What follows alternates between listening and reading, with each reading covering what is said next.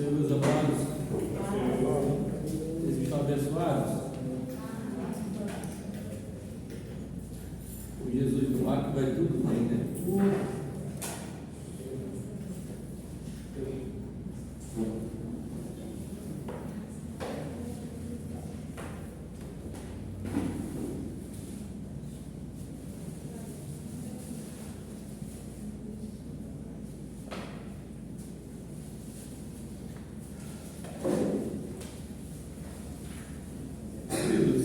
Por gentileza, abra o seu livro aí em capítulo 5 aí do nosso livro, por gentileza, capítulo 5 do nosso livro Igreja e Sociedade.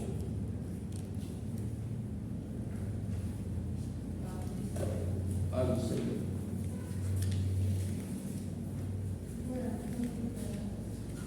Capítulo 5, a perspectiva histórica. Perspectiva histórica da igreja. Porém, há pouco eu conversava com a nossa irmã e ela falando sobre a questão da igreja, se era certo dizer que a igreja ela foi fundada desde o Sinai ou só a partir do Novo Testamento na era cristã.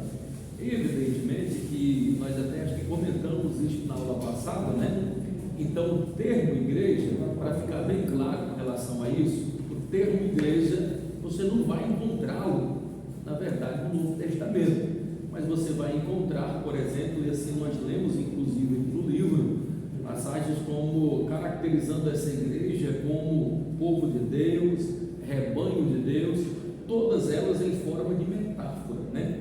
Então, esse povo de Deus abençoado, nós vamos observar que existia sim uma igreja, existia sim um tabernáculo, existia inclusive esse tabernáculo móvel. Se nós formos analisar, existia até a igreja mesmo na época quando todas as vezes que Abraão, Isaac e Jacó, eles mudavam para um lugar, 3 coisas ele fazia. Vocês se lembram que nós falamos? Ele armava uma tenda, ele cavava um poço e erigia um altar ao Senhor.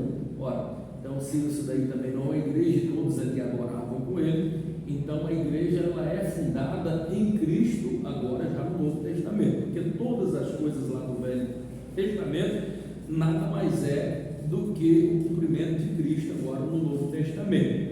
Todas as passagens, Senhor, estão chegando, muito bem, então todas as coisas elas vão se cumprir em Cristo. O Velho Testamento, como nós já falamos, ele é a sombra do Novo. Tudo vai girar no tema central que é Cristo Jesus. Então nós vamos estar agora, nesse capítulo 5, principalmente, falando sobre 6 períodos da igreja. 6 períodos da igreja. Que períodos são esses, pastor Eurípides? A igreja no período apostólico, e é o período aí, na verdade, compreendido desde o ano 30 depois de Cristo até 100 depois de Cristo, culminando com a morte do apóstolo do amor, a saber, João. O segundo período, que é o período da igreja perseguida, é o período que é compreendido aí do ano 100 depois de Cristo ao período de 313 depois de Cristo. Depois nós vamos ter um outro período aí da igreja, que é a igreja do período imperial. Como é que funcionava essa igreja? Ela vai ter um período. Qual é o período dessa igreja imperial? Ela vai estar instaurada aí desde 313 depois de Cristo a 476 depois de Cristo, culminando aí com a construção de Constantinopla, cidade poderosa.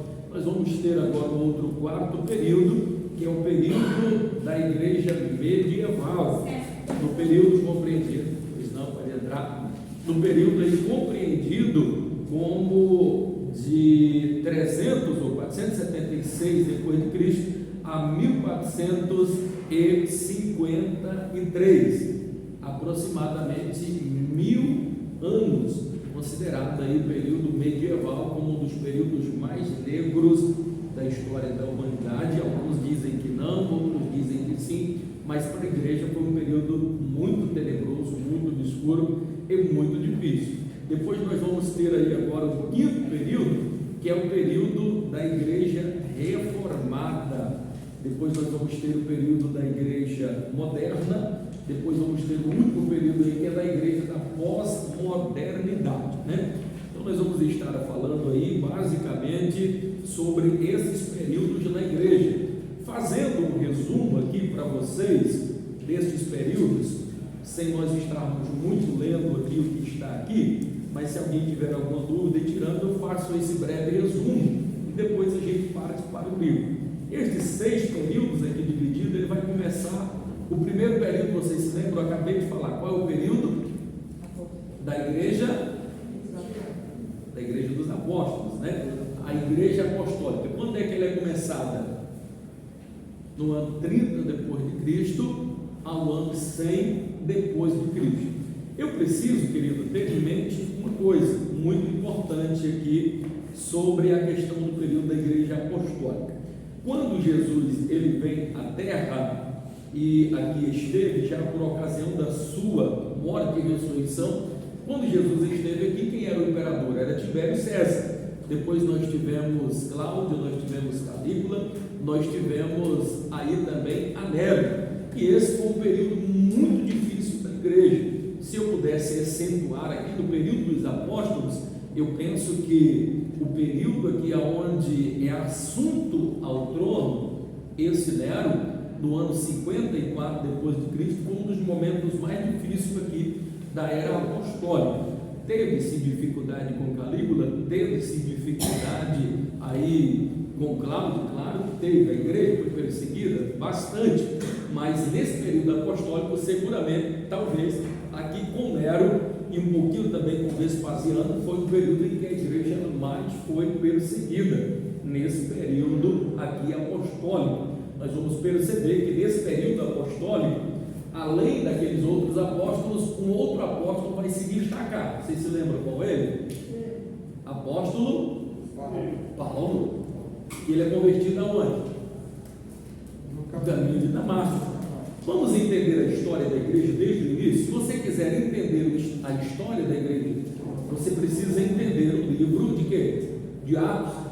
Atos conta o quê? A história da igreja, a fundação da igreja. Você perceba que lá no capítulo de número 1 ao capítulo de número 7 é cumprimento daquele chamado de Jesus. Qual que era o chamado de Jesus? Ide por todo mundo Ide por todo mundo a quem? Quem crer e for batizado, porém quem não crer? Quem crer e for batizado será? Quem não crer? Quem crer e não for batizado. Pronto. Chegou alguém ali perguntando, e é meu amigo, é meu vice da congregação, pastor Jackson Ferreira. Pronto, não é o tema aqui específico, mas deixa eu abrir um leque. Se alguém, na verdade, aceitou Jesus, suponhamos, aceitou Jesus, mas não se batizou, vai para o céu ou não vai? O versículo está dizendo: quem crer e for será salvo, porém quem não crer será condenado. Mas não fala quem não é batizado, só quem não crê, né? Pronto, já tem a primeira controvérsia aí, porque não falou do batismo. Quem crer e for batizado será? Oi? Que batismo é esse? Não, senão o ladrão da cruz não seria salvo. Pronto. Vou explicar para vocês, para não ter dúvida com relação a isso. Para não ter dúvida. Vamos lá? Vejam bem. Eu aceitei a Jesus. Vou para o céu, sim ou não? Sim. Portanto, se ressuscitardes com Cristo, buscai as coisas que são de cima, onde Cristo está sentado na destra de Deus. Buscai as coisas que são de cima, e não as que são aqui da terra. Por quê? Porque já morreram. E a vossa vida está oculta com Cristo em quem? Versículo 4: e quando Cristo se manifestar, vós vos manifestarei com Ele. Mortificai, pois, os vossos membros que estão sobre a face da terra, com a prostituição, a lascívia, o apetite desordenado, a vil concupiscência, pelas quais coisas vem a ira de Deus sobre os filhos da desobediência. Aí vai dizer: no qual, noutro tempo andavais vivendo, verso 8, despojai-vos de toda ira, de toda cólera, de toda maledicência. Está me entendendo? E não sai da sua boca nenhuma palavra torpe. E ele vai dizer: porque já vos despistes do velho homem e vos vestistes do novo homem, feito à imagem de Deus, verso 10. Aí o verso 11: o qual nem grego, nem bárbaro, nem citra, nem bárbaro, nem grego, nem judeu, nem circuncisão, mas todos unidos em quem? Em Cristo. Aí vai dizer ainda mais: portanto, meus amados e queridos irmãos, revertivos de toda as entranhas, de toda mansidão, longanimidade, benignidade, temperança, domínio próprio. E ainda diz mais, para nós revertir do vínculo do amor. Se eu faço tudo isso, o que está falando disso aí? Tudo isso que eu falei está falando de um novo nascimento. A pessoa passou por esse processo, e esse processo é diário. Ele está morrendo. Morrer para quem? Para a vaidade, para o mundanismo. Se ele está convertido, ele passou pelo processo do novo nascimento. Para ficar claro, processo do novo nascimento, novo pensar, um novo agir, um novo sentir. Prática das coisas velhas ficou o quê? Para trás. Eu fiz tudo isso, mas não me batizei. Corro o perigo de perder a minha salvação? Não, fui convertido. Porque às vezes acontece do batismo na sua igreja só de ser em 3 em 3 meses. Deus seria injusto de deixar você aqui? Não ia.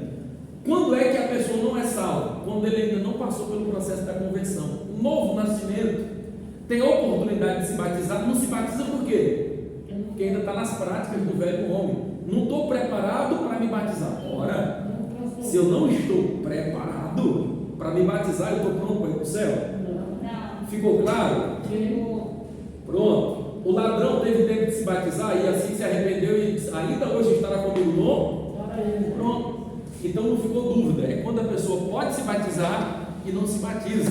Há outros que querem se batizar, mas não tem como, por falta de tempo. Às vezes é um processo ainda que está na justiça, alguma pendência, ou de casamento, ou isso ou aquilo, mas se converteu, passou pelo processo do novo nascimento. Então logo, este ser humano, ele com certeza ganhará a salvação. Quem perguntou já saiu, né? Então respondi para vocês. Não sei porque eu estou até agora respondendo. Então vamos continuar. Então o primeiro período, quando Jesus pega e diz assim: ide por todo mundo e pregai o evangelho a toda criatura. Perceba que esse ide, ele é imperativo, ele não é condicional, é uma ordem. Deus está nos ordenando para ir e pregar o evangelho. E quando ele diz, ainda fala ainda o seguinte, que é para pregar em Jerusalém, toda a Judéia, Samaria e até os confins, isso está se cumprindo literalmente. Porque se você for observar, em Atos é o começo disso tudo. Quando é que eles começam a pregar? Eles começam a pregar em Jerusalém, depois começa agora a pregar em toda a Judéia, porque do capítulo 1 de Atos até o capítulo 7 é o quê? A pregação em Jerusalém e a pregação em toda a Judéia, o evangelho chegando aí nessa região. No capítulo de número 8, o evangelho já vai avançar um pouquinho mais. Ele vai para onde? Para Samaria. No capítulo 9 de Atos é o que? A conversão de Paulo no caminho ali de Damasco. As escamas dele caem dos seus olhos e ali nasce o maior missionário do Novo Testamento depois de Jesus. Se levarmos em consideração aqui que o apóstolo Paulo escreveu Hebreus, mais da metade do Novo Testamento é escrito por ele. Uma probabilidade muito pequena, muito irrisória, mas tem sim. Agora, fato é, quem escreveu o Hebreus, ele tinha um contato direto com o apóstolo Paulo, conhecia os ensinos de Paulo, então é alguém ligado a ele. Então, de qualquer forma, a influência desse homem, ela foi gigantesca, ela foi uma influência enorme, grandiosa. A contribuição do apóstolo Paulo para a fundação da igreja depois de Cristo é o maior da da história, maior missionário, grande homem de Deus, e seus escritos revolucionou a igreja como um todo. Então, o capítulo de número 8, se é a conversão dele, no capítulo agora de novo, número 9, a gente vai observar, ou no capítulo 9, a conversão dele, no capítulo 10 já é a conversão de Cornélio, que é o evangelho chegando para quem? Para esse povo que não tinha conhecimento do evangelho fora de Israel. Então já temos a conversão ali de Cornélio. Então o evangelho continua crescendo, se expandindo. No capítulo 11, o evangelho chega onde? Em Chipre, com aqueles cristãos que estão vindo lá de Chipre e Cirene. O evangelho chega agora na terceira maior cidade. No capítulo 13 ao capítulo de número 14, nós já vamos observar a primeira viagem missionária de Paulo na galáxia. No capítulo de número 16 a 18, nós já vamos encontrar a segunda viagem missionária, sendo levado o evangelho agora onde? A Macedônia, o evangelho chegando agora a Acaia. Nós vamos observar agora no capítulo 19 e 20, o evangelho chegando aonde? Ali na região da província da Ásia Menor. Paulo começa e instaura a igreja onde? Em Éfeso. Através de Éfeso é levantada a igreja de Esmirna, de Sardes, de Tiatira, de Filadélfia, de Laodiceia, de Herápolis, de Decápolis. O evangelho chegando aos confins da terra. Ainda não chegou, mas está chegando. Aí você vai encontrar agora no capítulo 21 e no versículo de número 26, Paulo agora sendo preso, o livro de Atos, nós estamos falando, que é o resumo da igreja. Depois teve intervalo, tem, que agora já é o período da igreja pós esse período aqui. Mas você precisa ter em mente o livro de Atos. Você que quer saber de igreja, como estabeleceu-se a igreja, como propagou a igreja, o início dela, principalmente na era dos apóstolos, porque Paulo foi apóstolo, sim ou não? Sim. Ele, para ser apóstolo, tinha que ter andado com Jesus, caminhado com Jesus. E por que ele é considerado apóstolo? Porque o próprio Jesus foi quem discipulou ele. Em uma outra matéria eu já falei aqui para vocês com relação a isso. Então ele tinha vacinado o seu apostolado não por homem, mas por quem? Pelo próprio Jesus Cristo. Sim. E como que tem essas outras igrejas que tem apóstolo, mas a Bíblia fala o que é a respeito de do apóstolo? Biblicamente, vamos parar com essa bobagem, não existe mais.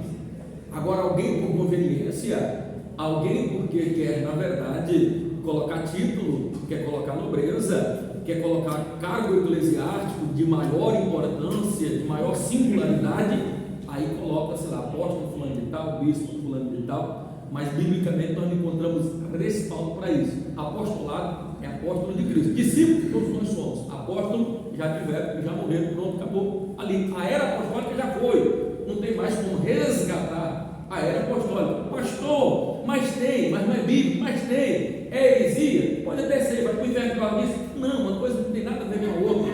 Nada a ver. Mas existe a era dos apóstolos, acabou. Ficou. A igreja dos apóstolos terminou no ano 100, depois de Cristo, com a morte de quem? De João, o último apóstolo. Termina aí a primeiro período da igreja. Termina aí o primeiro período da igreja, período dos apóstolos. Foi difícil, pastor? Extremamente difícil. Você vai pegar aí, na sequência. Vamos lá, pessoal? Vocês estão aí? Estão comigo? Vamos lá? Você vai pegar, estamos falando do livro de Atos. Falei a sequência toda de Atos. Ainda falta o quê? 21 ao 26. Vai falar dos 2 anos da prisão de Paulo, quando ele é preso em Jerusalém e é levado agora para Cesareia de Filipe, aonde ele é, por várias vezes, em vários momentos, ali sendo acusado injustamente com testemunhas falsas. Aí você vai pegar agora o capítulo de número 27 ao de 28. Paulo agora está em Roma, a caminho de Roma, na sua última viagem missionária, que aqui nós poderíamos dizer a última viagem missionária de Paulo. Ele chega a Roma porque era o intuito dele pregar aonde? Em Roma, evangelizar Roma. Só que agora ele chega de um modo diferente, ele chega manietado, como preso, de uma forma que ele não esperava. Nesse percurso acontece a viagem ali, o naufrágio na ilha de Pátimo, acontece aquele grande milagre. Nós vamos encontrar 298 cidadãos que também naufragaram, presenciaram aquele milagre, e todas as coisas, quando ele vai falar lá em Romanos, contribuíram para o bem dele, para o bem daqueles que amam a Deus. Você vai observar em Filipenses, inclusive, ele falando a respeito dessa questão, que as prisões deles contribuíram para a expansão do Evangelho. Ora, se ele tinha em sua mente pregar em Roma, ele sozinho jamais conseguiria alcançar toda Roma. Mas o que ele tem? Um naufrágio. Nesse naufrágio, 2 grandes milagres: o da cobra e ele sendo miraculosamente salvo, e ele sendo resgatado ali daquele naufrágio, que se alguém pular, morre. Se todo mundo ficar, vai ficar vivo. Nós extraímos lições daí, extraímos, por exemplo, não abandone o barco, não abandone a igreja, não abandone Cristo, porque com Cristo no barco tudo termina bem. E se ele está no barco, por que abandonar esse barco? Por que abandonar a igreja? Então, Paulo, ali nós temos uma lição maravilhosa, grandiosa do poder de Deus através da vida de Paulo, desses 2 grandes milagres. Ora, se ele fosse pregar em Roma, dificilmente ele alcançaria. O que ele tem agora? 298 discípulos que se converteram e incendiou Roma. Ele pregou em um lugar, por causa da prisão dele, em que nunca jamais ele conseguiria pregar, na guarda pretoriana e no palácio, lugares que o Evangelho jamais poderia chegar. E nesse interim nós temos várias pessoas que se converteram, que foi importantíssima, inclusive na guarda pretoriana, para a expansão do Evangelho. Se der tempo aqui, a gente entra nessa questão. Mas o que nós queremos falar aqui dentro dessa era apostólica? Quais foram os períodos mais críticos? Já falei, no ano 54 depois de Cristo, onde Nero ele é assunto ao poder. Quando Nero é assunto ao poder, ele que era extremamente louco, sanguinário, um dos piores imperadores da história de Roma, matou parentes, matou inclusive a sua própria mãe, extremamente perseguidor dos cristãos. 10 anos depois, diz a história, alguns contam, que ele sobe lá na torre de Messena, começa a tanger com a sua litra, observando Roma sendo incendiada durante 7 dias e 7 noites. Diz ele que ateou esse fogo, e ele utiliza-se agora desse pressuposto, porque das 14 quadras que estavam em Roma, dessas 14 quadras, 10 foram incendiadas, e 3 delas ficaram destruídas por completa, e as outras 7 parcialmente destruídas, mas sem nenhuma possibilidade de voltar a ser reerguida. Ficou apenas 4 quadras que não foram atingidas. Detalhe, aonde estavam os cristãos, parte inclusive dos judeus. Ele tem agora o que? O pretexto para perseguir a igreja. Com essa característica agora de perseguidor que ele já tem, ele tem um salvo-conduto para atingir a igreja, destruir a igreja, destruir os cristãos. A ira dele é acendida pelo inferno, que do inferno é o lugar dele mesmo, se fez como anticristo, levantar contra o povo judeu, levantar contra a igreja de Cristo. Então são anticristo, estão trabalhando contra a obra de Cristo. Então ele levanta, e a perseguição dele, pastor Jackson, é tão ferrenha, mas tão difícil, tão dolorida, que ele agora manda derrubar todas as árvores que tem ali. Isso, e também muito por causa do ano 70 depois de Cristo, há uma devastação das árvores. Por isso que hoje a região tão desértica é um lugar que antes até manava leite e mel, tinha árvore, tinha isso, e hoje é só sequidão, muito por causa disso. Acabou as árvores, vai ter deserto. Então ele manda agora, principalmente os cedros do Líbano, e fazia ali como que uma cerca de 40 estádios. Nestas cercas, meus queridos, o que ele faz?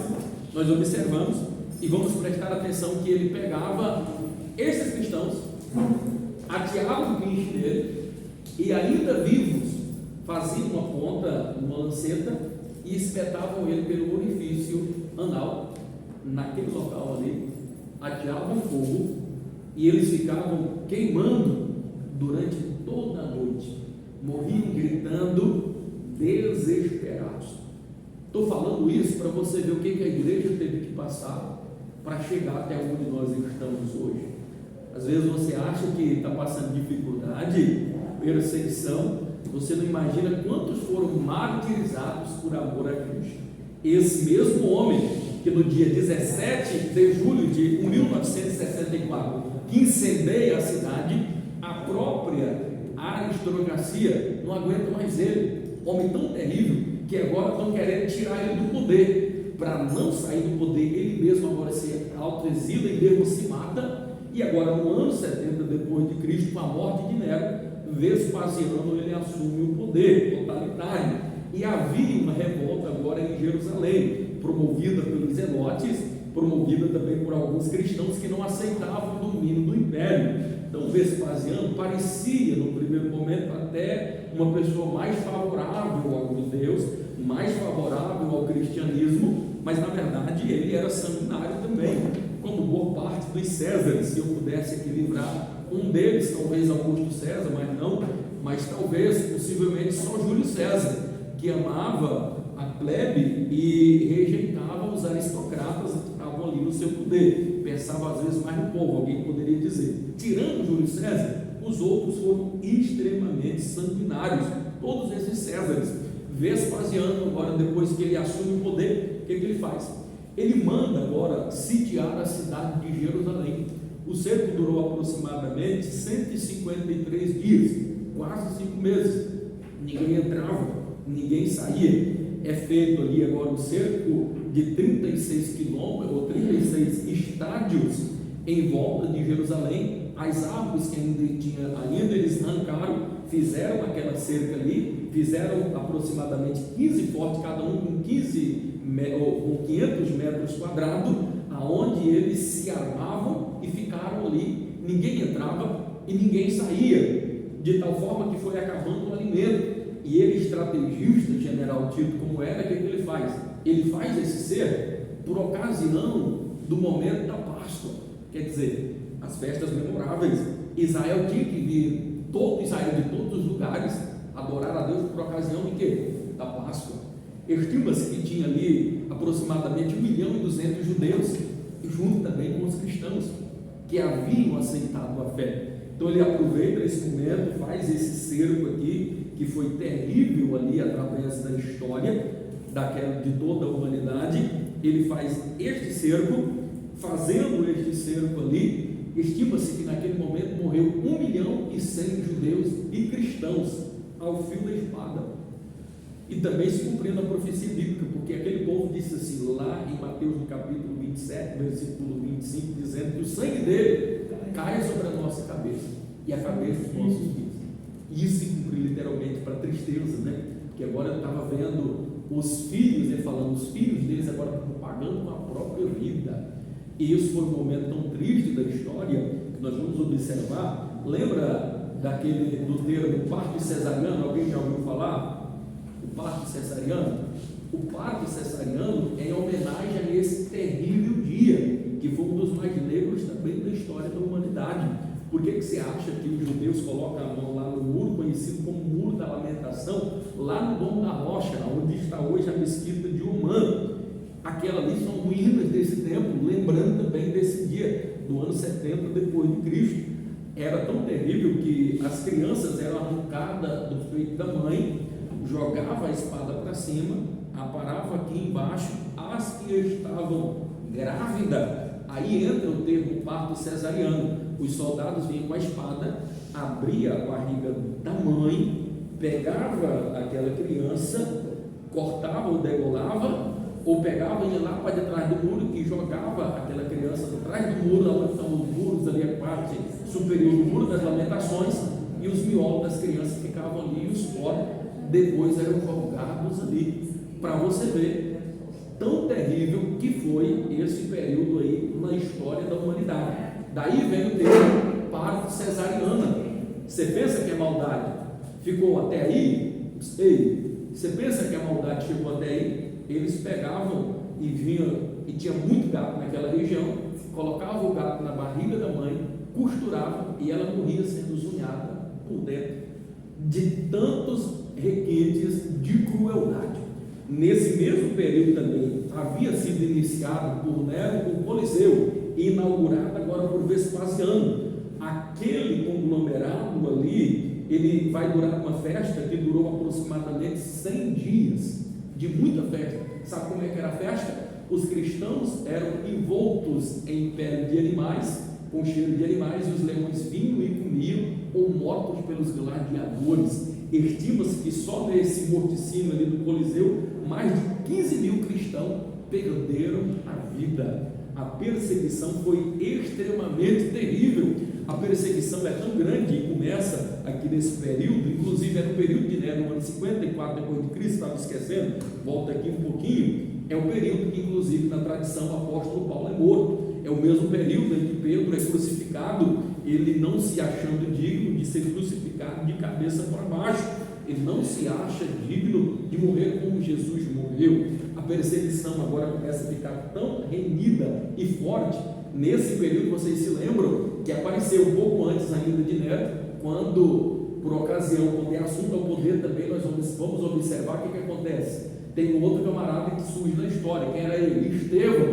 Estevão, que foi um dos grandes mártires, e ele pregava com muita eloquência, e ele pregou a primeira mensagem que ouviu-se falar a respeito de Cristo, que Paulo ouviu falar, que abalou a estrutura dele, que nunca mais ele esqueceu, foi por causa de Estevão. Porque se você for observar, nos últimos dias, quando alguém aconselha e diz, não vai para Roma, não vai para Jerusalém, não vai fazer isso, porque vão te matar, ele diz, eu não só estou disposto a sofrer as agruras desse evangelho, mas também estou disposto a morrer. Ele estava se lembrando de quem? Ele se lembrou de Estevão, porque foi aos pés dele que, olhando para o alto, ele teve a visão de Cristo assentado à direita, dos céus se abrindo. Então nunca mais aquilo saiu da mente de Paulo. Ele ficou tão entusiasmado, aquilo impactou ele de tal forma que, quando nos momentos finais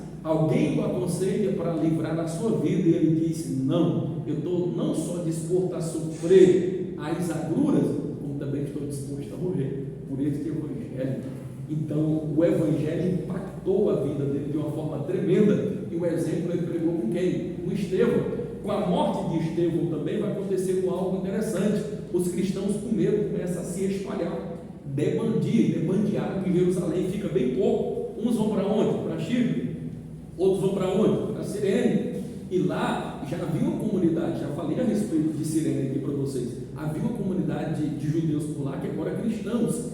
Esses cristãos vão vir agora para onde? Para Antioquia. E é por isso que eu digo que os apóstolos foram importantes, foram demais.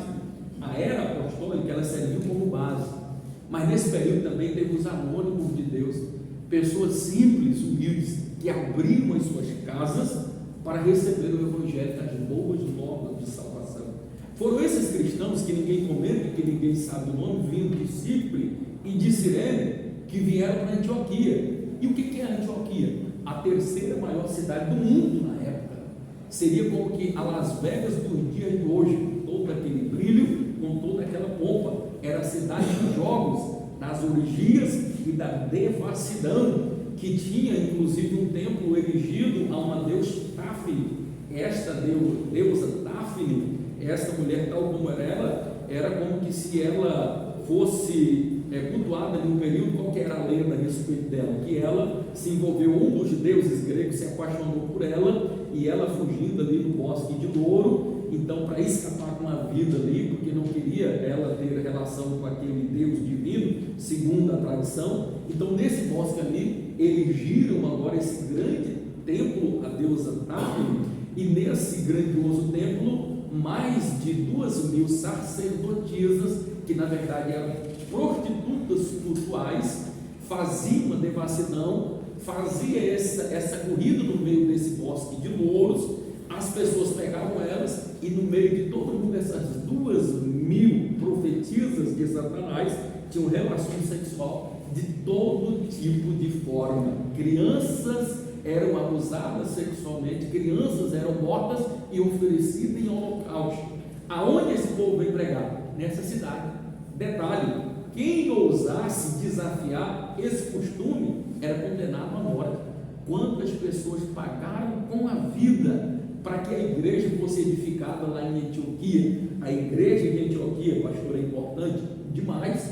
Se você fala de Paulo, a igreja de Antioquia ela tem um papel muito grande na evangelização, inclusive do mundo. Por quê? essa igreja foi que serve como base das 3 viagens missionárias de Paulo. Mas foi Paulo que fundou a igreja? Não. Antes de Barnabé chegar, antes de Paulo chegar aqui em Antioquia, esses cristãos morreram anônimos, que nunca tiveram o seu nome comentado, mas prestaram um relevante trabalho na obra de Deus, não é, pastor Jackson? Às vezes, o pastor, ele tem um nome aclamado, e às vezes ele tem uma obra prestada, ele tem um legado prestado, mas se não fosse aqueles anônimos, ele nunca teria chegado aonde chegou. Se não fossem os anônimos que tivessem segurado a corda de Paulo e descer ele pelo cesto, nem vivo ele estaria. O maior homem da história depois de Cristo no Novo Testamento não existiria. Talvez a igreja não existiria por causa de quem? Dos anônimos que seguraram a corda,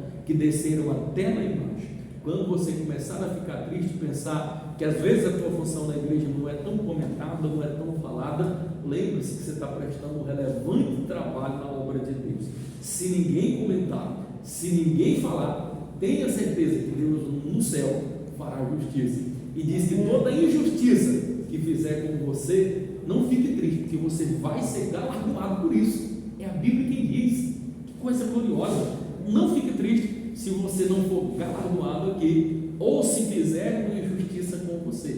No céu você será recompensado, e no céu é onde esses anônimos, com certeza, no dia do tocar da trombeta, ressuscitarão primeiro. E quando todos aqui estiverem no período da tribulação, grande tribulação, eles vão estar sendo galardoados, exatamente por causa destes benefícios que eles fizeram aqui.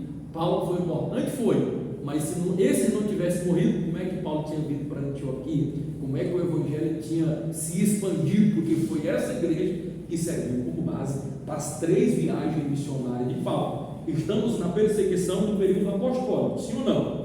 A perseguição ela é tão terrível, passa-se agora Vespasiano, morreram nesse período e quase que todos os judeus foram exterminados. Sobreviveu dos 1.200.000, apenas 37.000 desses judeus e cristãos que ali também estavam, foram vendidos como escravos, espalhados por todos os lugares mais remotos. Pensaria-se que a igreja acabou, que a igreja seria destruída, sim ou não? Chega agora o segundo período. Terminamos o primeiro período da igreja. Qual é o primeiro período da igreja? A era dos apóstolos, sim ou não? Sim. De que nós estamos falando? A era apostólica. Lembra? Vamos recapitular. Primeiro período da igreja, período apostólico. Segundo período da igreja, a igreja perseguida. Mas a igreja já não estava sendo perseguida, pastor? Estava, mas a perseguição, que já era difícil, só aumenta. Porque depois da morte de Vespasiano, surgiu um que era pior do que ele, Domiciano. Esse homem, irmão, sanguinário, por que ele é tão considerável assim? Porque foi o único imperador, até então, a se proclamar Deus, e queria e obrigava as pessoas a se curvar diante dele, o adorar como Deus. Tu acha que a igreja primitiva ia se curvar diante de um negócio desse? Você acha? Você lembra lá da igreja lá de Filadélfia, que tem uma promessa e diz: eis que eu farei aos da sinagoga de Satanás, aos que se dizem judeus e não são, eu farei prostrar diante de ti. Para quê? Para que saiba que eu te amo. Chegou a perseguição. Paulo, ou João, quando está escrevendo, alguém pensa que porque ele foi lá na ilha de Patmos que ele escreveu. Eu tenho uma particular interpretação que não foi lá, foi depois quando ele retorna para Éfeso que ele escreve, porque ele está lá, ele está na ilha de Patmos para quê? É para ser escravizado, ou para ser torturado, ou para escrever? Tu acha que ia dar tinta para ele lá? Não deram não. Ele estava lá como prisioneiro, exilado, longe de tudo. Então a probabilidade mais certa é que agora ele sai da ilha de Patmos e passa os seus últimos dias em Éfeso, e lá ele escreve as cartas e vai contar da visão, porque lá ele não teve como escrever. Agora em Éfeso ele vai escrever toda a visão, e foi por mando desse homem, Domiciano, porque ele pensou: matando o último apóstolo, eu mato o cristianismo, porque é o último dos apóstolos, todos os outros já haviam sido martirizados, só faltava esse. Ainda foi jogado em um caldeirão de fervente de azeite, miraculosamente ele sobreviveu. sobreviveu, Deus tinha um plano especial e foi o único destes apóstolos que provavelmente morreu por morte natural por volta do ano 98 depois de Cristo.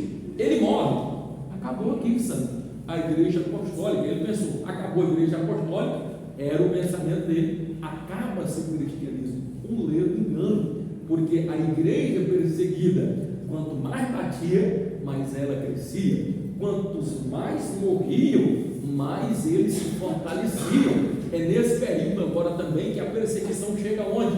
Em Filadélfia, e agora chega o resultado que eles tinham que adorar o rosto do imperador, ou adoram ou vão morrer. A mensagem ela é escatológica da igreja de Filadélfia, mas tudo que é escatológico teve um fundo também histórico. Qual foi o fundo histórico? Serviu para aquele momento e vai servir para a igreja agora nos períodos atuais, inclusive nesse período agora já escatológico, os últimos dias da igreja, como é que está a igreja, e tem dentro de tantas igrejas que estão erradas, tem uma igreja verdadeira. Que igreja é essa? A igreja universal, eu já falei, a igreja organismo. Na aula passada nós estruturamos isto daí, eu penso que ficou muito claro na sua mente, e nós não temos dúvidas em relação a isso. Então nós vamos perceber que Filadélfia, ela recebe uma promessa, e diz que tem posto em tuas mãos a chave de Davi, que tem a porta que abre e ninguém fecha, que fecha e ninguém abre. Essa chave de Davi hoje ela está nas mãos de Jesus, ela é literal. Não sei se eu já preguei, eu tenho uma mensagem que eu só falo sobre essa chave, a chave de Davi, e Deus faz uma promessa para essa igreja de Filadélfia, que aqueles que são da sinagoga de Satanás, porque tinha os judeus que se diziam judeu, que agora estava denunciando a igreja, perseguindo a igreja, e tentando, e foi esses judeus que denunciaram lá. Chega agora a comitiva de 2.000 soldados, sitiam a cidade. O pastor da igreja agora faz em volta ali daquela sinagoga. Se puder só abaixar esse celular bem, pelo amor de Deus, para ficar silencioso, eu não deixar mais. Ele lamentar, vou ficar tão feliz, porque eu já estou tão cansado, irmão, para mim tentar lembrar desses detalhes, sem estar lendo aqui no papel, que eu poderia muito bem estar lendo aqui para vocês, não? Mas estou tentando trazer a história viva. E, então, graças a Deus por isso que aquele lá está com um som, chega a estar mais de capelitando, está lutando, pelo menos. Não está. Então você está me entendendo, irmão? Isso aqui leva tempo, leva trabalho, leva tempo. Então me prestar atenção aqui. Eu estava onde mesmo? Filadélfia. Vocês nem querem saber o desfecho, vamos passar por mais para frente? Pronto. Olha. Sitiaram e disseram: nega Jesus. Ainda encontra-se a história que quem estava comandando ainda tentou devolver. Disse: não, eu também creio nesse Jesus, mas estou aqui para cumprir. Faz de conta que vocês estão negando. Não pode. Então vai tudo morrer. Então fizeram a fila para morrer tudinho. É nessa hora que é registrado, inclusive, na história, um abalo sísmico, um terremoto, fundiu, engoliu boa parte das casas que tinha ali da cidade, mas ficou um lugar aonde não teve tremor, que nenhuma parede rachou. Tu acha que foi aonde? Qual a igreja? De Filadélfia. Nesse momento, a cidade inteira, os que sobreviveram, se prostra. Fala de Deus é lindo, mano. De repente tu não sabia disso, né? Dá pelo menos glória a Deus. Deus é tremendo, é glorioso. Você não entendeu? Você tinha que dar um glória a Deus. A Bíblia se cumpre. Glória a Deus. É a palavra de Deus. A perseguição, a igreja perseguida, ela enfrentou coisas semelhantes como essa aqui. Então a igreja perseguida agora nesse período de Domiciano, que não dá tempo para a gente precisa agilizar e caminhar um pouquinho mais, temos muita coisa ainda para falar, estamos ainda na segunda igreja.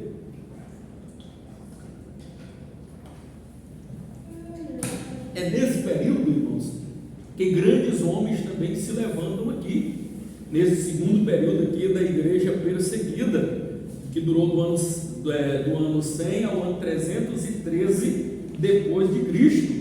Nós vamos ver grandes acontecimentos aqui, acontecendo aqui nesse período onde acontece Agostinho, que ele entra na história, Agostinho de Hipona, lembram dele? Agostinho de Hipona, é nesse período aqui que surge. Quem foi Agostinho, professor? Qual a importância dele? Se você não sabe, os ensinos de Agostinho, inclusive, serviu como base para a reforma protestante muitos séculos depois de quem? De Lutero. Os ensinos aqui desse Agostinho, nesse período aqui, que nós compreendemos que é o período da igreja perseguida, ele se levanta também como um grande vulto, e seus ensinos são de primordial importância para a reforma que posteriormente seria levantada. Serviu inclusive para as bases teológicas de Jerônimo Savonarola, John Wycliffe, João Hus, Martinho Lutero, tudo pegaram como base. Quem era Agostinho? Ele era um cidadão comum, devasso, um homem que tinha as suas paixões, que tinha a sua mulher e mais outras várias mulheres, que era um homem que não acreditava, mas ele era dentro da ciência, ele era um homem erudito, muito estudado, versado nas leis e nas letras, um homem muito inteligente, até que um dia, mas a família era cristã, a família falava de Jesus para ele, mas ele era um pouco cético com relação a isso, até que um dia, ele indo visitar um vizinho, ele ouve, não tinha ninguém ali, ele não se sabe como ele ouviu, uma voz de uma criança que o direcionava para aquele lugar e dizia: olha e lê, olha e lê. Era uma voz de uma criança, porque o Evangelho transparece a pureza de uma criança. Então, uma voz de criança, ele ficou desarmado. Se fosse de um adulto, de repente ele poderia pensar: caçou. Ele chega no fundo dessa casa, tem ali uma pequena área, uma mesa, não tinha ninguém, mas estava lá uma Bíblia aberta em Romanos 13:13, e falando para ele que a salvação era pela graça. Então ele começa agora a escrever, se converteu verdadeiramente, aceitou a Cristo de fato, e os ensinos deles serviram para combater muitas heresias, inclusive a de Pelágio, que foi um tremendo opositor à fé cristã, e ele combateu ferrenhamente todo esse processo que estava vindo aí. Então, para a nossa fé, Agostinho é extremamente importante, e ele que vai traçar, por exemplo, a questão do canon, porque até naquela época ainda o Evangelho ainda não era aceito como se fosse um canon. Então, a partir dali que vai fazer esse canon, porque os escritos que se tinha era só lá do Velho Testamento. Então, essa canonicidade é importante por demais, aonde vai existir o credo, inclusive católico, uma série de outras questões, que umas que não somaram, outras decisões que não agregaram, mas a verdade seja dita, Agostinho ele é importantíssimo para a fé cristã. Boa parte dos seus ensinamentos ele serve para a nossa fé até os dias de hoje.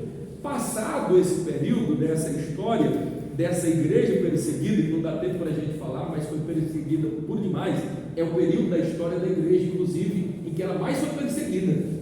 Queria ter um tempinho para falar sobre as atrocidades que aconteceu aqui nesse período da igreja perseguida. Tem um motivo, um porquê e a razão de ser chamada de a igreja perseguida. Nesse período aqui, a perseguição ela foi tão grande, mas tão unida, que não se podia nem ler a palavra de Deus. Era proibido, se alguém lesse e pegasse mesmo, era condenado inclusive à morte. Nós vamos ter agora o terceiro período da igreja. Nós já tivemos o primeiro período. Qual é o primeiro período? Igreja apostólica. Tivemos o segundo período, que é a igreja. Terceiro período agora da igreja, a igreja imperial. Que período foi esse, professor Euripides? Um período também muito negro. Agora vai, mas chegou. Queridos, vejam só. Eu pergunto, esse período foi bom para a igreja ou foi ruim? Alguém consegue me dizer? Eu acho que foi ruim. Acho que foi ruim, né?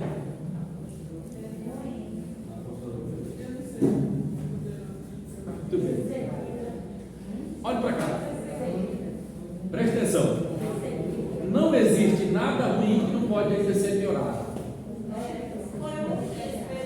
Detalhe: se até aqui a igreja era perseguida, irmão, Se até aqui a igreja ela era de todas as formas possíveis e imagináveis levada a uma situação de vida ou morte, de ter que constantemente optar pela vida ou pela morte.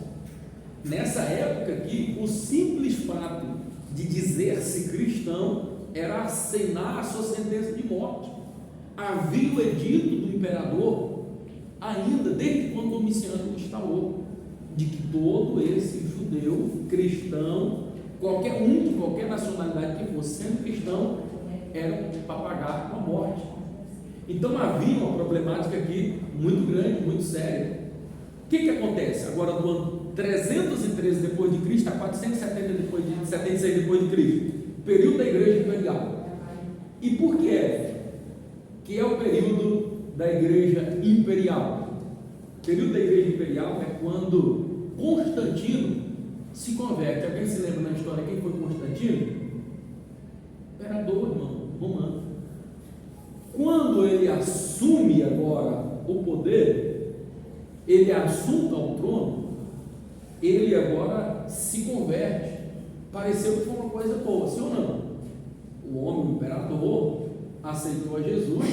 A igreja que antes era tida por camponeses, que tinha os bens confiscados, que não tinha direito à terra, que não tinha direito à liberdade, que eram caçados como animais, mortos em praça pública. Agora o mesmo império que perseguia tem o seu imperador como sendo agora um cristão protestante. Levantou a mão, dobrou o joelho. Parece tudo muito bonito, sim ou não? O que esse homem faz? Começa a devolver as terras confiscadas.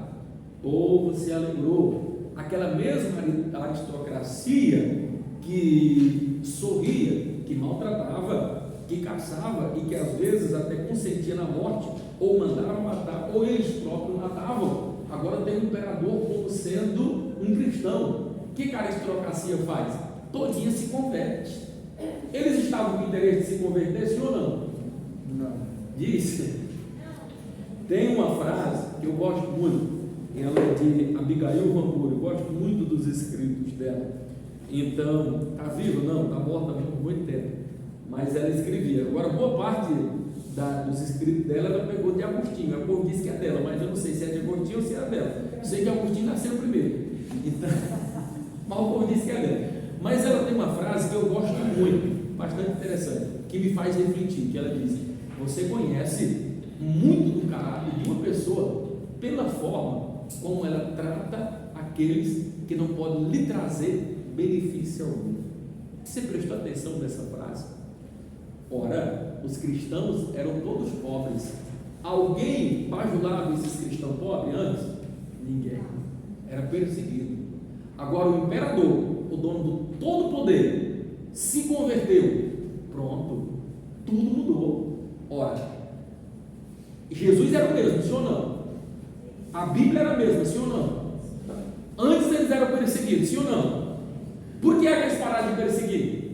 Por causa do dinheiro, da posse. Eles vão perseguir o imperador?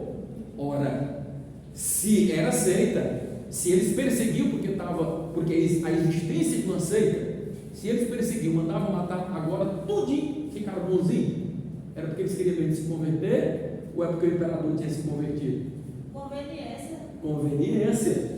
O que acontece? Tem muita gente, se você for falar, por exemplo, na igreja católica, você até apanha lá, porque para eles Constantino é o reteté do Borogodó do bom.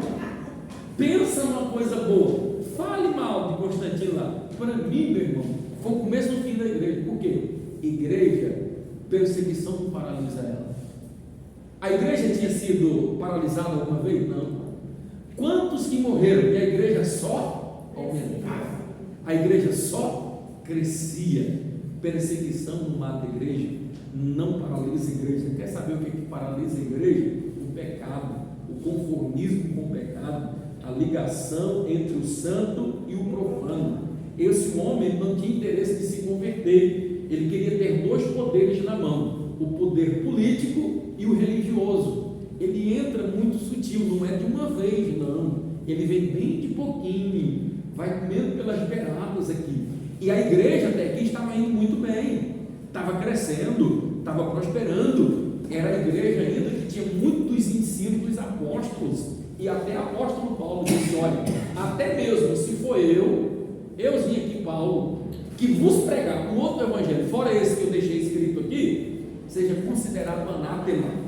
Se alguém pregar um outro evangelho fora do que está escrito na lei, pelos profetas e nos salmos, é anátema, rejeitado. Tem outros aí, a gente vai observar no período medieval, como Maomé, que diz que ele recebeu a própria visão do anjo Gabriel para entregar uma nova mensagem. Ora, se o apóstolo Paulo diz, se qualquer um outro escrevesse um outro evangelho dizendo que é Deus, que o próprio anjo desceu, seja considerado como anátema, até se ele mesmo estivesse pregando um evangelho diferente daquilo que ele pregou, era considerado, para considerar como anátema. O que acontece? Ele vem agora mudando muito sutilmente daquilo que hoje nós conhecemos como a igreja apostólica romana. A igreja, até aqui, era só apostólica. Apostólica, se você for buscar a origem, é tudo muito bonito, maravilhoso.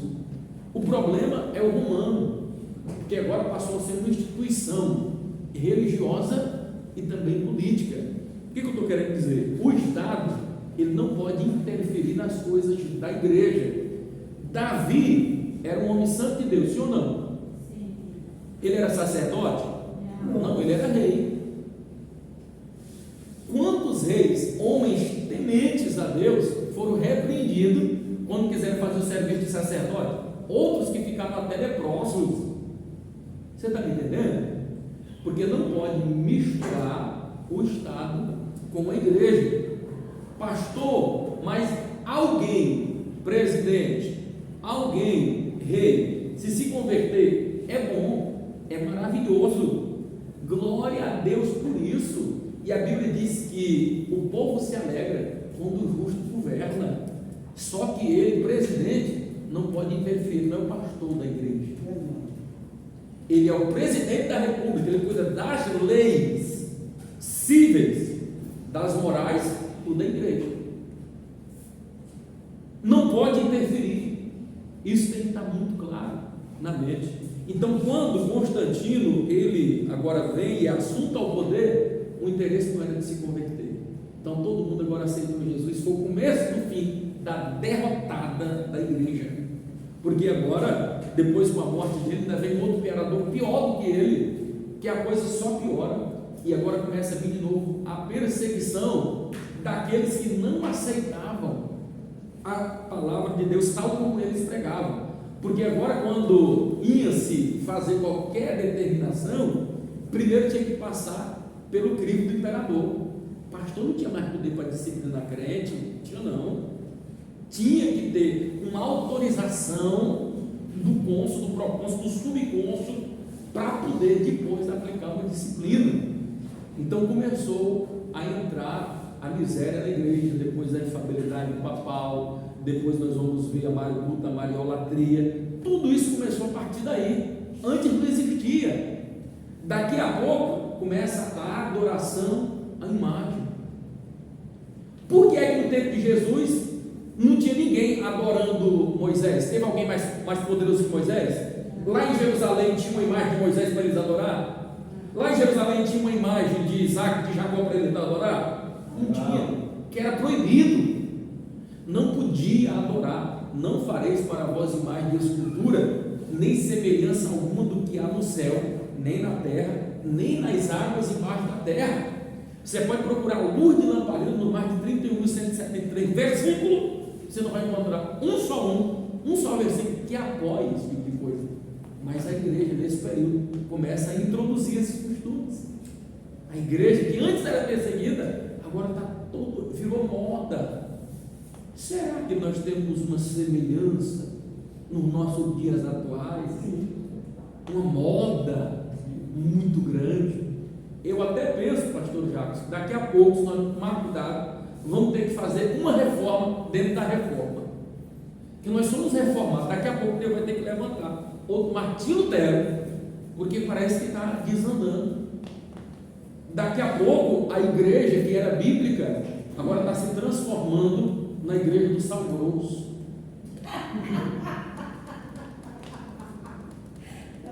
Estamos voltando à prática de indulgência. Dê isso para ganhar isso. Dê isso para ganhar isso, né? Se assuste não. Estamos vivendo esse período. Você está me entendendo? Parece coisa tão sutil. Está moda agora ser crente, principalmente esse anel pentecostal aí. Venha como está, permaneça como você está. Não para com essa bobagem, não. O santo jamais pode se juntar com um profano. Não pode. As coisas de Deus é de Deus. Deus nos chamou para santificação. Sede santo porque eu sou santo. No dia que a igreja perder essa essência, hoje tem muita igreja que já deveria até tirar o nome lá, Assembleia de Deus, e colocar lá como naquele negócio do Icarus. Foi-se a glória de Israel. Acabou tudo. Tem mais nada. Irmão, eu tenho saudade daquela época. Tem muita coisa, muito exagero, tem demais. Mas às vezes é preferível você exceder no zelo do que na libertinagem. Que naquela época nós vivíamos com o poder de Deus, nós vivíamos milagre. Tinha muita coisa, muita gente se desviou, porque faltava às vezes o amor, às vezes o zelo, o legalismo era muito forte. Mas se tinha uma coisa que era boa, era a adoração. Tinha reverência demais, irmão. É verdade. Moça, a gente se lembrava, ficava arrupiado, e os cultos saíam para cá flutuando, irmão. Chorava. A gente trazia lenço. Quando é que a gente traz lenço hoje mais para a igreja? Traz o WhatsApp. Desse jeito, irmão. Eu não via nem avisar na minha frente de negócio de muito mais. Pronto. Eita glória. Tudo bem, meu irmão. Não, eu não sou tão extremista assim. Tem as suas coisas boas? Tem. A televisão tem as suas coisas boas também. Mas saiba usar ela. O problema é que o povo depois demonizou a televisão e depois não teve mais jeito de converter ela para nós, né? Entregou para o diabo tomou de conta durante muito tempo. Hoje está difícil converter realmente a televisão. Mas às vezes pode ser um instrumento para levar a palavra. O WhatsApp também, bem utilizado, pode ser para utilizar a palavra. O Instagram também pode ser utilizado como ferramenta. O negócio que a gente está emprestando poderia ser uma ferramenta de Deus e estamos emprestando para o diabo. Você está me entendendo? Mas, pastor, também tem umas coisas nas redes sociais, dos próprios crentes, eles se escandalizam. Irmã, vou lhe provar. Ó. Vai. Ó, irmã, pelo amor de Deus. Irmã, pelo amor de Deus, vocês que tiram foto e vai de ano, não faz isso não. Irmão, as irmãs evangélicas. Vai. Passear de férias. Olha o descaramento da irmã. Irmã, cubra a tua vergonha, a Bíblia que diz. E está lá em Apocalipse, olha. Cubra a tua nudez. Aconselho que de mim compre roupa para cobrir a tua nudez. E compre também um colírio. Está falando agora para os homens, para não ficar olhando. A mulher vestir roupa, e não ainda diz assim, ó. Pelada, velha, cheia de cão, até na unha. Sério, então? Rapaz, tô te falando. Aí coloca lá, pelada velha, assim, na esquerda, coloca coisa assim, ó. Tipo assim, sou bonita, indo e voltando. Olha o cão, cheio de graça o capítulo. Aí, não é desse jeito, ainda coloca lá assim, o versículo de: o Senhor é meu pastor e nada me faltará. Eu digo, mas está faltando é tudo, principalmente a vergonha na cara.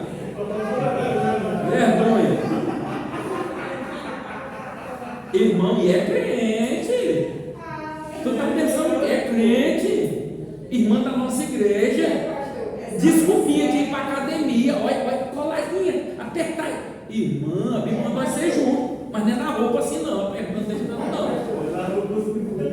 Sim.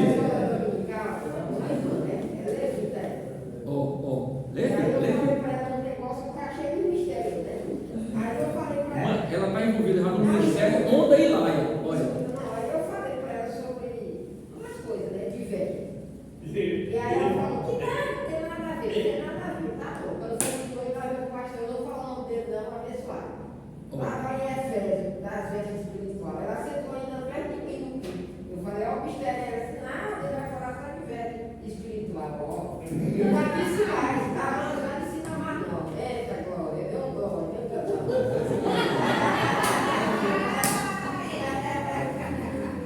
Irmão, você está me entendendo? Está lá na rede social e é crente. Tu acha que você está fazendo bem com o Evangelho? Tá não, irmão. Apóstolo Paulo diz assim: olha, se algum, não precisa nem ser pecado, não precisa nem ser pecado. A Bíblia ela condena a sensualidade. Então, onde é que está na Bíblia? Está condenando a sensualidade. Quer ficar pelada? Fica com o teu marido. Ô pastor! Quer mostrar para os outros, mas dentro de casa não quer, não. Fica regrando lá para o coitado do marido. Você está me entendendo? Mas para os outros, ixi, está aqui. Mas nas obrigações de mulher, que ela devia mostrar, lá ela não quer. É dor de cabeça. Todo dia dor de cabeça.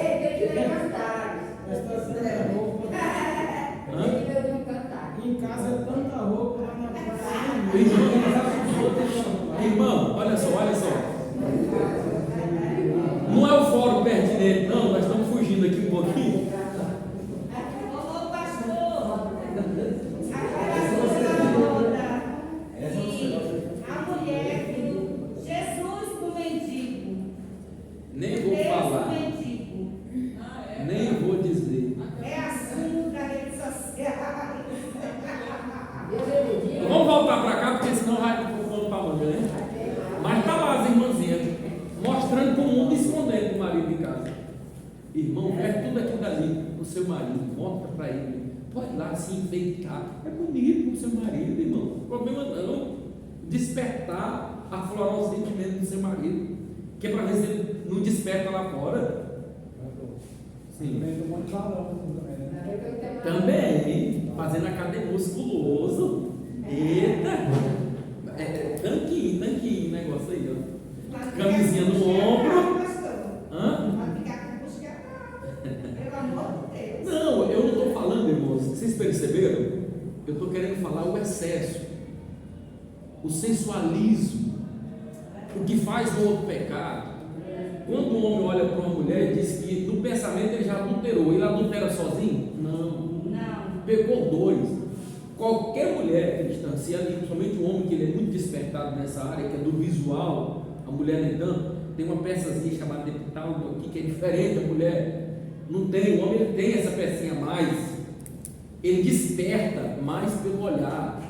O pobre do homem, se está saindo desinfeliz, tem ali no banheiro, e se o troço da toalha cair, meu Deus do céu, é 6 segundos, mas gravou aqui, dispara, energiza tudinho o troço. É, irmão. A mulher não. A mulher, nessa mesma situação, se está passando e se a toalha cair, ele santinho de olho. Quer que nojo.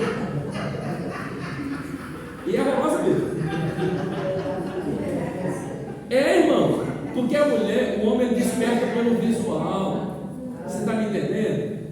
Ah, mas eu não fiz por maldade. Eu duvido. Pode até ser. Coladinha, partidinha toda assim, partidinha. Por isso que Eu duvido, irmão, que ela não está querendo mostrar alguma coisa. é mais em cima.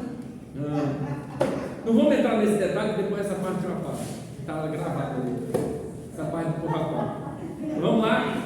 Nós estamos vivendo no período que? Da igreja imperial. Vamos caminhar um pouquinho para frente, ver se a gente fala pelo menos um pouquinho da igreja agora medieval. Qual é o período da igreja medieval? O período de 1000 anos. Aconteceu muitas coisas e muitas atrocidades nesse período. Aconteceu demais. Coisas terríveis que aconteceram. Mas houve também grandes avanços. Como houve avanços também, eu não posso jogar também por terra os avanços que houve na época de Constantino. Teve sim, o Concílio de Nicéia, 325, foi um momento muito bom. Por quê? Combateu-se as heresias, combateu-se as heresias de um terrível homem naquela época, o Ário. Ário defendia que Jesus não era divino, que ele era um ser criado. Então foi um concílio que foi feito na época de Constantino, que foi muito bom. Concílio de Nicéia 325, aonde de uma vez por toda, e nós vamos encontrar Atanásio, por exemplo, com menos de 20 anos de idade, mas levantado com grande autoridade, muita força, e ele combateu todas aquelas heresias.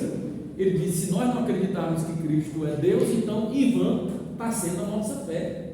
E ele cita as passagens bíblicas que o próprio Jesus habilitou para si, dizendo: se Jesus não é Deus, ele não pode redimir pecado, e Jesus redime pecado, só Deus pode fazer isso. E ele começa a defender, e agora é colocado como anátema. Só que Constantino era arianista, ele só colocou o concílio sem vergonha do jeito que era só para ver se validava. Só que Atanásio Novo, como inspirado pelo Espírito Santo de Deus, convenceu a todo mundo e virou-se contra Constantino, porque agora Constantino, mesmo assim, agora teve que revogar o que a igreja fez. A igreja tomou uma atitude, fez uma defesa da fé. O que ele fez? Revogou o edito da igreja. Demorou-se não. Concílio de Constantinopla, agora eles vão observar, se no primeiro foi para proclamar a divindade de Cristo, no segundo concílio, agora 381 depois de Cristo, em Constantinopla, agora é para vaticinar que também, além de ser divino, ele era 100% humano, a humanidade de Jesus. Nós vamos ter agora no ano 451 já o outro concílio muito importante de Calcedônia, e foi tudo nesse período aí, irmãos, tudo aí nesse período. E nesse período eles fazem, agora vão agora reivindicar para Cristo, Deus Pai, Deus Filho, Deus Espírito Santo. Toda essa questão agora foi importante.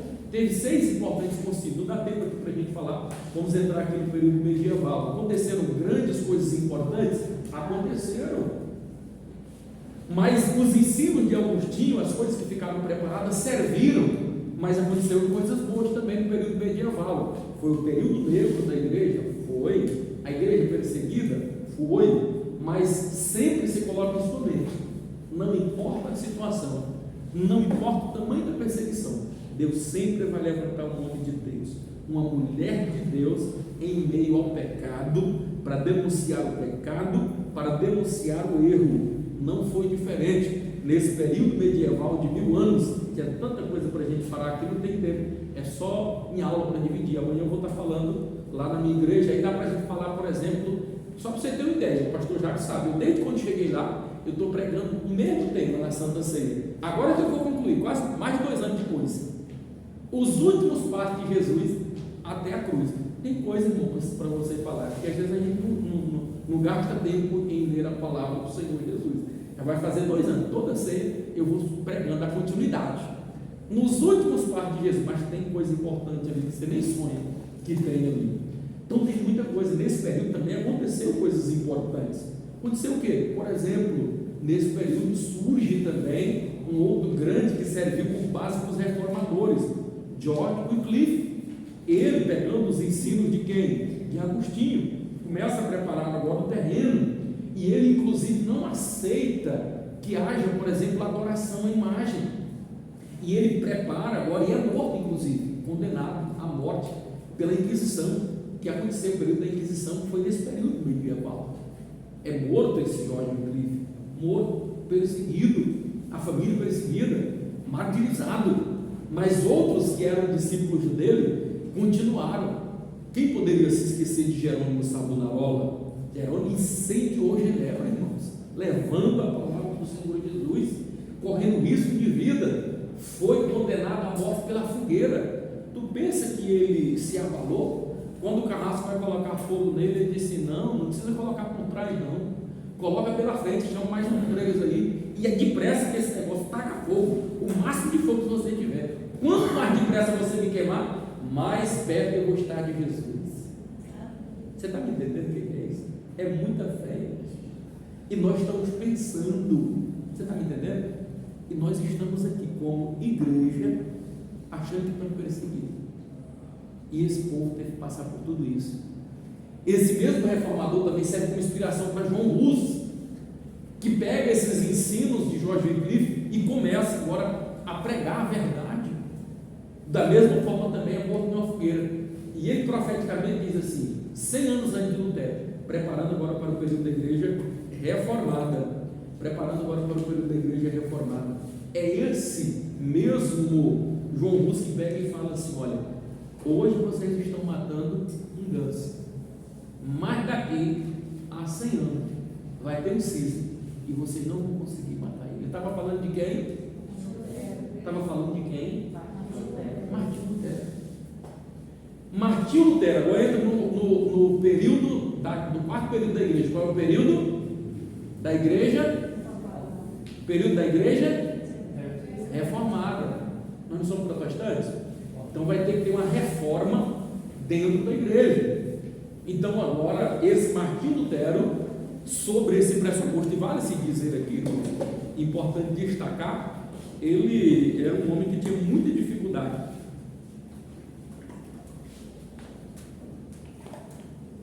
Um homem temente, e quando ele se converte, num período de uma chuva que era muito extrema, e um raio cai perto dele ali, e ele tinha vontade, ele queria servir a Deus mesmo, no interesse do coração. É nesse período que ele, ainda acreditando que a igreja era detentora, quem levava a pessoa para o céu ou para o inferno era a igreja, porque no período medieval o que acontecia? Ninguém podia ler Bíblia. Qual era a Bíblia? A única Bíblia que existia, e era uma única só, as outras eram tudo queimadas, era a escrita no latim, que a maioria dos padres nem podia ler, era só o clérigo romano lá, só a cúpula, só a cúria romana mesmo dali, dos sacerdotes que podia, que tinha acesso, e não era lido de costa. Então essa Bíblia que era lida ali de costa, então tudo que era de informação era guardado para eles. Por quê? Não tinha interesse de propagar aquele livro, porque se fosse propagado o livro, se a palavra se expandisse, o que acontecia? O povo ia descobrir as faces da igreja, que não era a igreja que levava para o céu, era o sacrifício de Jesus na cruz do Calvário.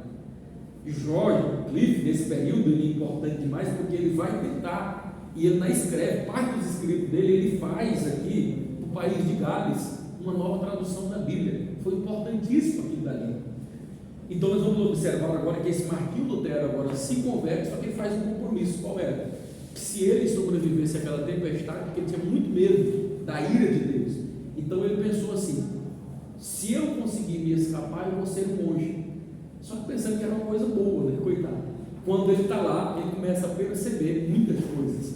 E naquela época, o Papa Leão V, ele coloca um instrumento, quando ele vai reconstruir a Basílica, que eles reformaram ela, vão construir a Basílica de São Pedro, no molde mais atual, agora tal qual nós conhecemos no dia de hoje.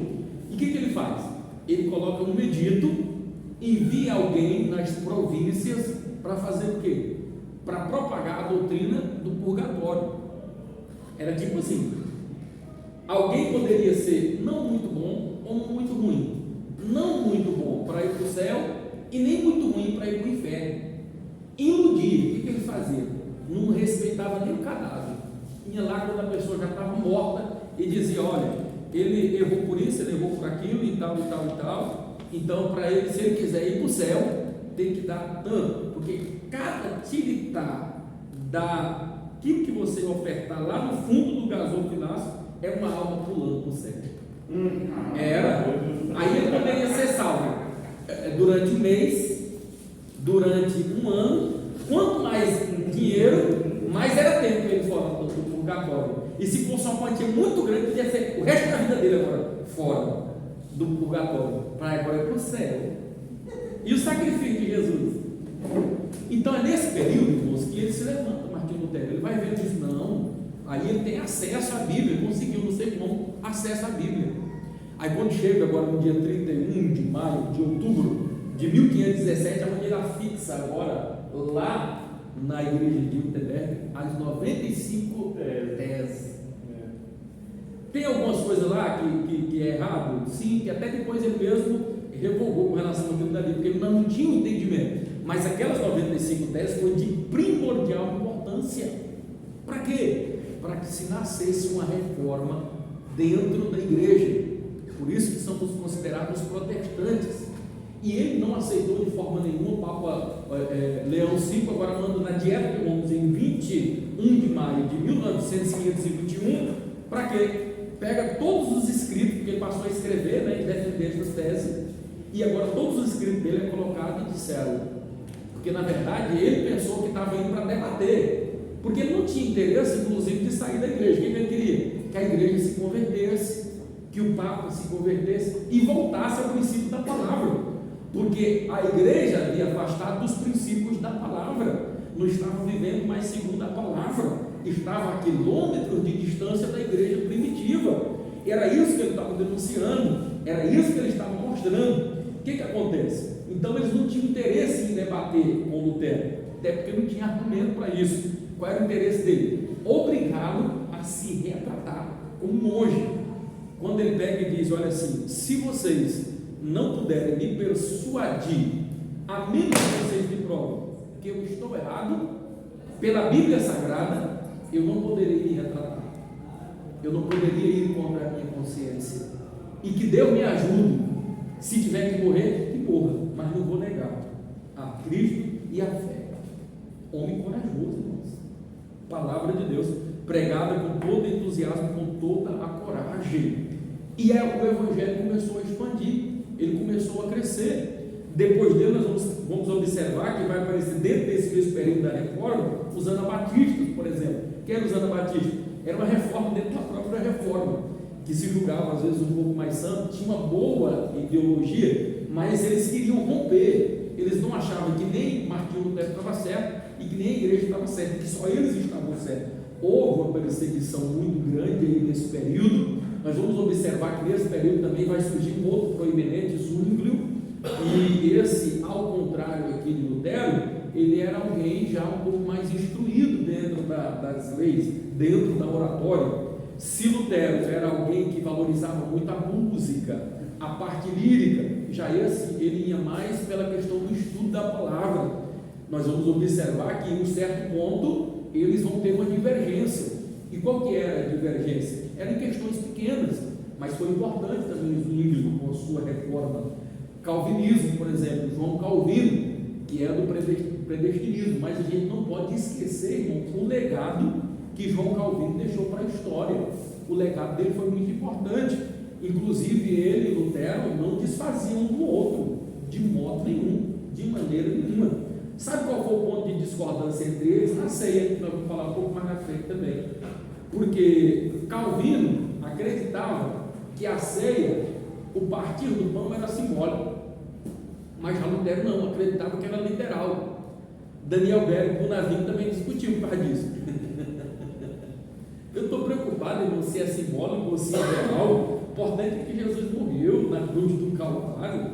Questões pequenas, a gente lutando e brigando, mas foram questões muito pequenas.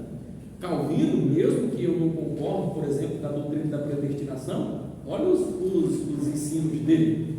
Você vai pegar, principalmente, das centúrias que ele escreveu, os seus principais volumes, 6.798 páginas, irmão. Ele vai, creio em Deus Pai, creio em Deus Filho, creio no Espírito Santo e acredito e creio também na igreja, porque ele tem uma igreja santa. Então ele vai pegar, é muito importante, irmãos, isso aí para a nossa fé. Ele organiza a igreja, porque ao contrário de Lutero, ele era alguém também versado nas leis, na advocacia. Então ele vem agora para instituir esse período aqui, e é por demais importante. Inclusive, ao contrário de Martinho Lutero, que queria ser o reformador, a pessoa que ia atrás, que convertia, que tentava levar o evangelho, Constantino, Calvino era diferente. Ele queria só sombra e água fresca. Para quê? Para escrever, porque o homem tinha uma mente célebre e você precisa ter um tempo. Quando é que Paulo escreveu? Quando ele teve um tempo para isso. Quando é que João recebe a visão? No período que ele está lá recluso. Deus entrega a visão para ele. Então às vezes a gente precisa. Você quer receber mensagem no meio de todo mundo? Não. Ah, por que eu quero ir para monte? Eles iam e até se retiravam para quê? Para ficar sozinho com Jesus. Hoje a gente vai para monte para ver profeta, monte lotado. Equívoco, irmão. Você vai para um monte desse daí para encontrar com Jesus ou para encontrar com o povo lá que proficia? Essas pessoas se retiravam era para ter um momento com Deus. Eles levavam muito a sério toda essa questão.